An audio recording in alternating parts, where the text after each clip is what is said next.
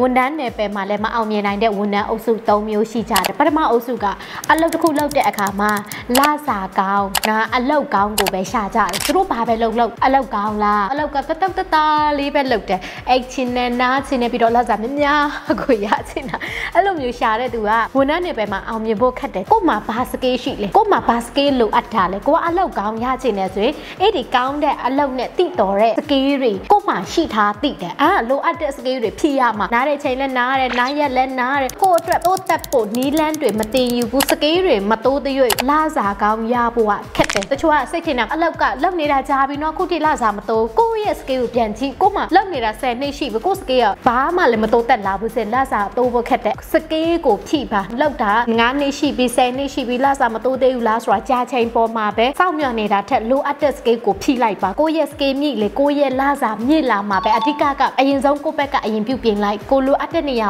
ကိုကိုပြုပြင်လိုက်မယ်ဆိုရင်အလောက်လည်းကိုရွေးလို့ရတယ်တကယ်လို့ကို့မှာဘာစကေးမှလည်းမရှိဘူးလစာကောင်းအလောက်ကောင်းဘယ်မှာရွေးလို့ရမလဲအဲ့တော့အရေးချင်းရှိတဲ့ဝန်ထမ်းနဲ့မရှိတဲ့ဝန်ထမ်းကွာအရေးချင်းရှိတဲ့သူကအလောက်လည်းသူရွေးလို့ရတယ်ဘာလို့လဲသူ့မှာအရေးချင်းရှိတယ်လစာလည်းသူခေါ်လို့ရတယ်သူ့မှာလုံနိုင်စွမ်းရှိတယ်သူ့ကိုပေးလိုက်တဲ့လစာထက်အစပေါင်းများစွာပြန်ပေးနိုင်တဲ့အခါမှာအလောက်ရှင်အောင်မလဲသူနေစရာမလိုဘာလို့လဲသူ့မှာအရေးအချင်းပြေဝနေတဲ့အခါမှာတွေ့လား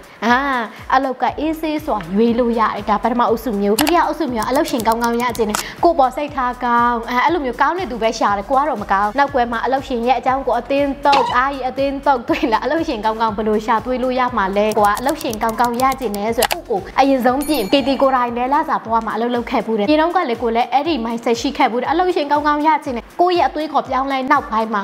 အလောက်ရှင်ကကိုခေါ်လာတာသူတို့ကိုခိုင်းဘူးဟုတ်တယ်မလားကိုအိတ်ခိုင်းနားခိုင်းနာဆိုတော့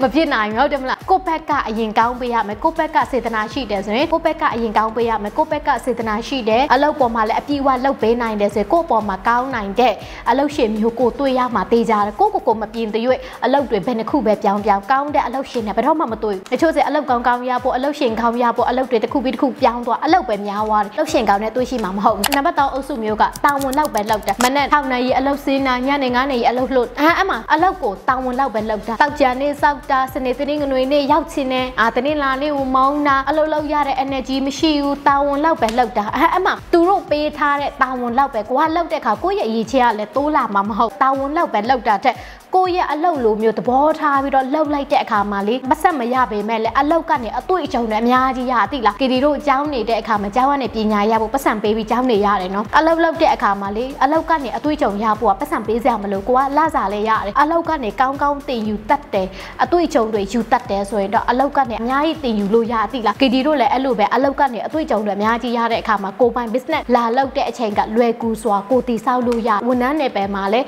အောင်မြင်ထားမှကိုပိုင်အလုပ်သွားလုပ်တဲ့အခါမှာစတင်လုပ်ရတာလွယ်ကူမှာတချို့ဝန်ထမ်းတွေပဲမလုပ်ချင်တော့ကိုပိုင်သွားလုပ်တော့ဝန်ထမ်း mindset နဲ့ business ကိုသွားတည်ဆောက်လဲနောက်ဆုံးအောင်မြင်မှာမဟုတ်တော့ဝန်ထမ်းတွေပဲမလဲအောင်မြင်ခြင်းနဲ့ကိုယ့်ရဲ့ကိုပိုင် business တည်ဆောက်တဲ့အချိန်မှာလဲအောင်မြင်ခြင်းနဲ့ဆိုရင်ဒီ3မျိုးထဲမှာပါနေလားပါနေတယ်ဆိုရင်အများဆုံးပြုပြင်လိုက်ပါကျေးဇူးတင်ပါတယ် coach ကတီပါ